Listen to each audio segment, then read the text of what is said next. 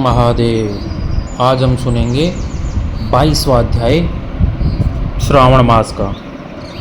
इसमें सर्व काम फलप्रद संकटकरण व्रत के बारे में बताया गया है। थोड़ा सा नाम बहुत लंबा है, लेकिन इसमें महादेव जी ब्रह्मा के पुत्र सनत कुमार को इस व्रत के बारे में बता रहे हैं। तो चलिए हम भी सुनते हैं। सनत कुमार ने भगवान सदाशिव से पूछा, हे भगवान, श्रावण शुक्ल चतुर्थी के दिन सर्व काम फलप्रद संकट हरण देवादिदेव का किस विधि से व्रत और पूजन करें, कब उद्यापन करें, मुझे विस्तार पूर्वक बताने का कष्ट करें। भगवान शंकर ने कहा, चतुर्थी के दिन सुबह उठकर दातुर्नादि करके पुण्यदाता शुभ संकट हरण नाम का व्रत का संकल्प करना चाहिए। हे देवेश, मैं आज चंद्रमा के उदय होने तक निराहार रहूँगा, आपकी पूजा कर भोजन करूंगा, मेरे ऊपर आए संकट को दूर करे।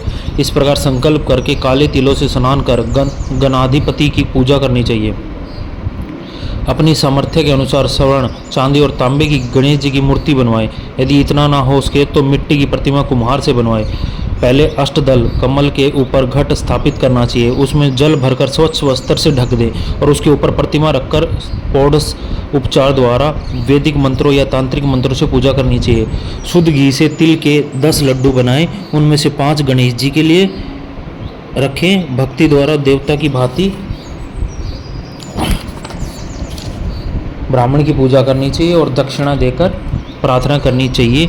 आपके निमित्त इन 5 लड्डुओं को फलों तथा दक्षिणा सहित दे रहा हूँ, आप इन्हें ग्रहण करें। आपत्ति से मेरा उद्धार करें। जो कुछ मैंने द्रव्यहीन कम या अधिक दिया है, हे विप्र रूप गणेश्वर, वह सब परिपूर्ण हो। इसके बाद ब्राह्मणों को स्वादिष्ट भोजन कराना चाहिए और चंद्रमा को अग्रह देना चाहिए। इस प्रकार विधि पूर्वक व्रत करने वाले पर गणेश जी प्रसन्न हो जाते हैं और मनोवांछित फल प्रदान करते हैं। इस व्रत के करने से विद्यार्थी को विद्या, धनवान को धन, पुत्र की अभिलाषा करने वाले को पुत्र प्राप्त होता है, रोगी को रोग से छुटकारा मिल जाता है। अब मैं तुम्हें पूजा और जप के मंत्र बतलाता हूँ।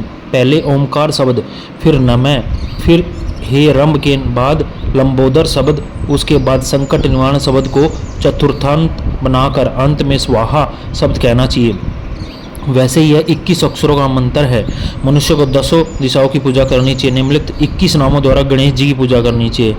उमापुत्र, अगन्नासन, एकदंत, दंतवक्त्र, मूषक वाहन, विनायक, ईशपुत्र, सर्वसिद्धि प्रदायक, गणाध्यक्ष, सकंद गुरु, सर्वसंकटनाशक, लंबोदर, गौरीय मंगल संभव, धूम्रकेतो, भालचंद्र, असुर मर्दन, विद्या विधान, विकट सुरकरण, विघ्नराट, अपनासन। ये गणपति जी के 21 नाम थे। आप मुझ पर प्रसन्न हो, मेरी सभी अभिलाषाओं को पूर्ण करे। हे प्रभु, मेरे शत्रुओं की बुद्धि का नाश हो तथा मेरे मित्रों का अभ्युदय हो। इस प्रकार प्रार्थना करके अष्टोत्तरशत होम करना चाहिए। व्रत की समाप्ति पर गणेश के प्रत्यार्थ लड्डुओं का ब्राह्मणों को बायना देना चाहिए। आगे दिए मंत्र से 5 बार चंद्रमा को अग्रह देना चाहिए। श्रोणो दारण वसंत भूत, अग्नि गोत्र समुद्र भूत, सारिन रोहिणी सहित मेरे दिए हुए इस अग्रह को स्वीकार करे। तत्पश्चात ब्राह्मणों को स्वादिष्ट भोजन करवाना चाहिए और फिर स्वयं भोजन करना चाहिए। 4 मास तक यह व्रत करके बाद 5वें मास में उद्यापन करना चाहिए। साधक को पहले व्रत कुंठ की शक्ति अनुसार मूर्ति बनानी चाहिए। प्रथम विधि से पूजा करके सुगंधित चंदन तथा नाना प्रकार के फलों द्वारा पूजा करनी चाहिए। सूप और पायस दक्षिणा सहित गणेश की प्रतिमा कपड़े से लपेटकर ब्राह्मण को देना चाहिए। व्रत समाप्ति के लिए 5 सेर तिल देना चाहिए और क्षमा प्रार्थना करनी चाहिए। इस प्रकार उद्यापन करने मात्र से असम्यक फल की प्राप्ति होती है। सनत कुमार मेरे कहने से पूर्व पार्वती ने इस व्रत को 4 मास तक संकल्प की प्राप्ति के लिए किया था। 5वें मास में उन्होंने पुत्र कार्तिकेय को प्राप्त किया था। महर्षि अगस्त्य ने समुद्रपान के समय इसे किया था।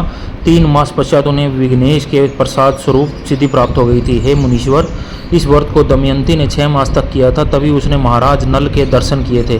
अनिरुद्ध को खोजती चित्रलेखा ने इस व्रत क्यों किया था, वह कहाँ गए, उन्हें कौन ले गया। वानासुर के यहाँ जाने पर प्रद्युम्न व्याकुल हो गए। तब उनसे रुक्मणी ने बड़े प्रेम से कहा, पुत्र, मैं तुमसे जिस व्रत को कहने जा रही हूँ उसे ध्यानपूर्वक सुनो। पूर्व समय में तेरे जन्म काल के समय मेरे सौरी घर से तुझको एक राक्षस चुरा कर ले गया था। बस मेरा हृदय तेरे वियोग से छलनी हो गया था। मैं रोती थी, मैं अपने लाल का मुख कब देखूंगी। उस समय जब दूसरी स्त्रियों के पुत्रों को देखती तो पुत्र वियोग से वह पागल हुई। मैं कहती यह मेरा पुत्र तो नहीं। इस तेरे वियोग का दुख झेलते हुए कई वर्ष व्यतीत हो गए। प्रभु कृपा से हमारे यहाँ लोमस ऋषि आ गए। उन्होंने मेरी दशा को देखकर मुझसे संकट चतुर्थी का व्रत करने को कहा।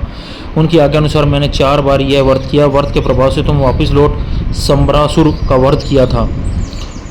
अतः यदि तुम इस व्रत को करोगे तो अवश्य ही तुम्हारे पुत्र का पता चल जाएगा और वह घर वापस लौट आएगा। माता के अनुसार प्रद्युम्न ने भी श्री गणेश जी के प्रियतार्थ विधिवत इस व्रत को किया। तभी नारद जी ने आकर उनको बताया कि अनिरुद्ध वानासुरपुरी में है।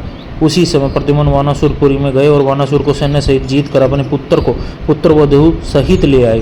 प्राचीन काल में दूसरे देवताओं ने भी गणेश के प्रिय तीर्थ इस व्रत को किया। मृत्युलोक में इस व्रत के समान सिद्धि देने वाला और कोई व्रत नहीं है। अधिक कहने से क्या लाभ। इस व्रत का उपदेश नास्तिक और सठ को नहीं देना चाहिए। शिष्य या श्रद्धायुक्त साधु को तुम इसका उपदेश दे सकते हो। हे माँ मुने, तुम धर्मिष्ठ विघन नंदन तथा प्रिय मेरे प्रिय हो, इसलिए मैंने तुमको इस व्रत का उपदेश दिया। हर हर महादेव। यहाँ पर हमारा 22वां अध्याय श्रावण मास का संपन्न होता है, जिसमें महादेव ने संकट हरण व्रत के बारे में बताया है। और हमें पता है हमारे विघ्नहर्ता तो गणपति हैं। गणपति पप्पा मोरिया, मंगल मूर्ति लौकड़िया। तो यहाँ पर महादेव ने बहुत ही अच्छी कथा कही और आज मैं प्रेम के बारे में यही कहूँगा। प्रेम कुछ पल बीत जाने के बाद, मेरी खुद का एक्सपीरियंस है 12-13 साल का। उसके बाद चाहे किसी ने गलती की हो, मैं उसको गलत नहीं कहूँगा, लेकिन इज्जत देना आपके हाथ में है। आप गलत कर चुके हो, फिर भी आप सामने वाले पे गाली गलौज सब कुछ करते हो, लेकिन सामने वाला चुपचाप सहन करता है, आपसे सिर्फ क्वेश्चन करे जा रहा है, तो इसका मतलब वो आपसे अटूट प्रेम करता है। तो पहला नियम है प्रेम का, आप कितना भी बुरा हो जाओ या आप पे कितनी भी बुरी बन रही हो, अपने प्रेम को गाली ना दें। जय श्री हरि। और राधे संभालेंगे, कान्हा है सब कुछ करने के लिए। जय श्री राधे, जय श्री राधे।